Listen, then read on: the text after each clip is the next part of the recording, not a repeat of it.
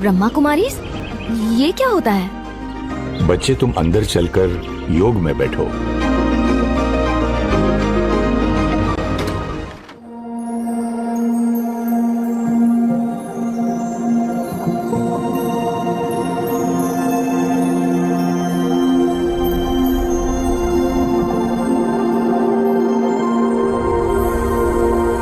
कितनी शांति है, कितनी पावर है, इतना लाइट फील हो रहा है।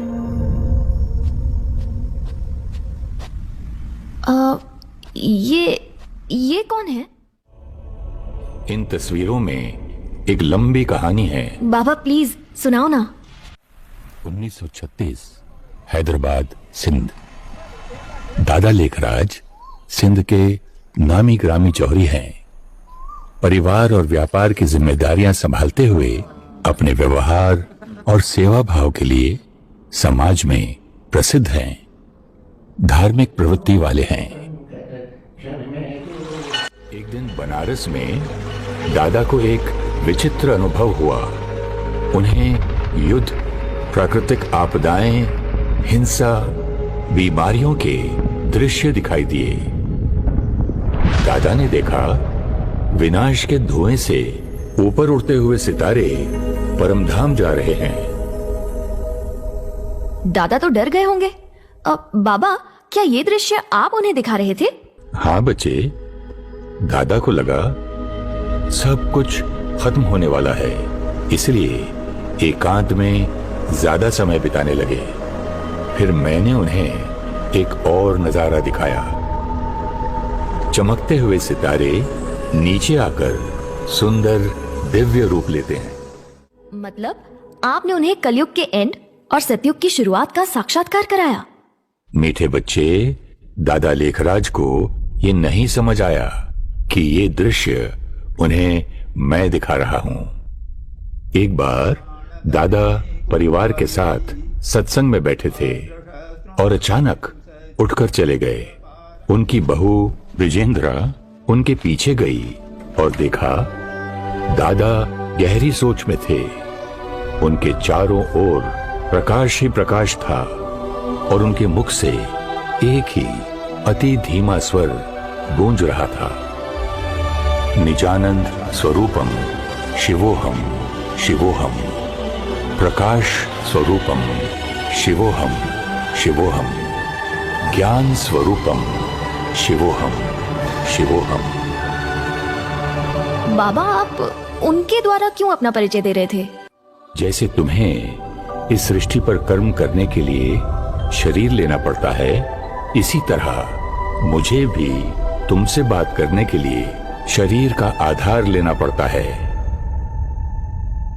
वैसे तो मैं प्रेरणा से समझा सकता हूं, लेकिन तुम आत्माओं की शक्ति कम हो चुकी है। तुम संकल्पों की नहीं, वाणी की भाषा समझते हो। बाबा, आजकल तो बोलने से भी हम एक दूसरे की बात नहीं समझ पाते। संकल्प कैच करना तो इम्पॉसिबल है। इसलिए मैंने दादा लेखराज के तन का आधार लिया। परिवार के परिवार दादा के पास आने लगे थे।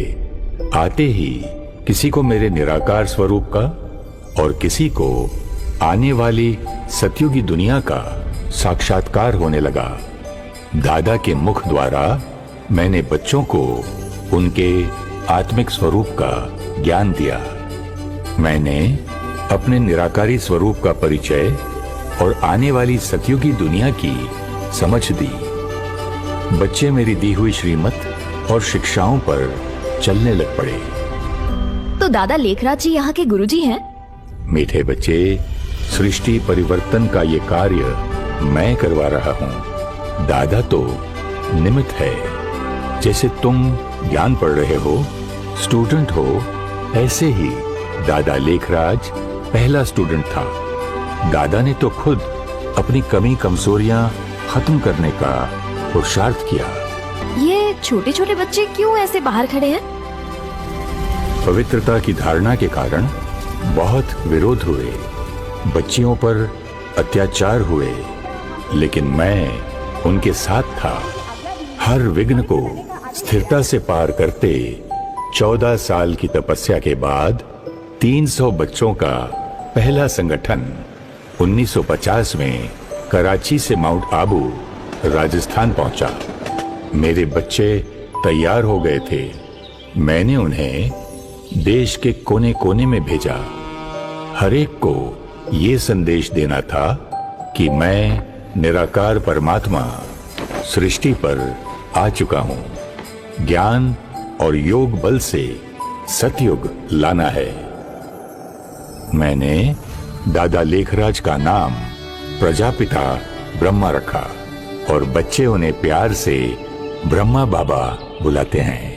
ओह, इसीलिए बाहर भी ब्रह्मा कुमारीज लिखा था। क्या मैं ब्रह्मा बाबा से मिल सकती हूँ?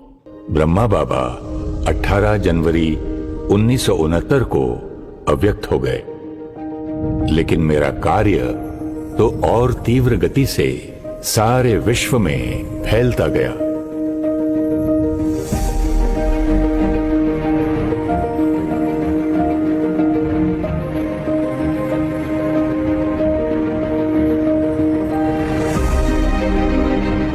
लाखों लाखों बच्चे घर गृहस्थ में रहते ज्ञान की धारणा, योग की तपस्या और पवित्रता के बल से मेरे सृष्टि परिवर्तन के कार्य में जुड़ चुके हैं।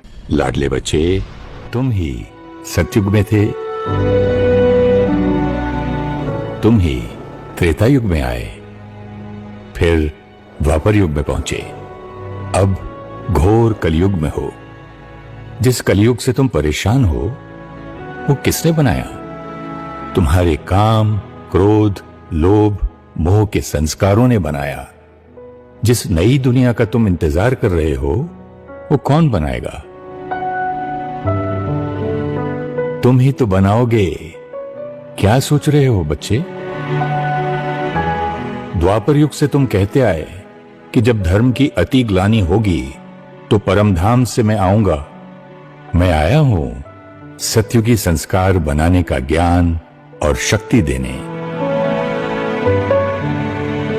ये मत सोचना सतयुग बहुत दूर है।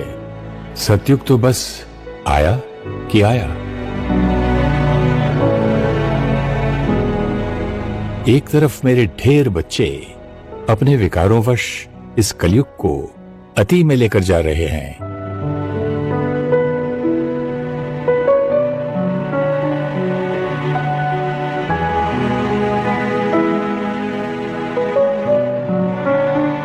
और दूसरी तरफ मेरे थोड़े से बच्चे घर गृहस्थी में रहते हुए ज्ञान और योग से सतयुगी दुनिया बना रहे हैं।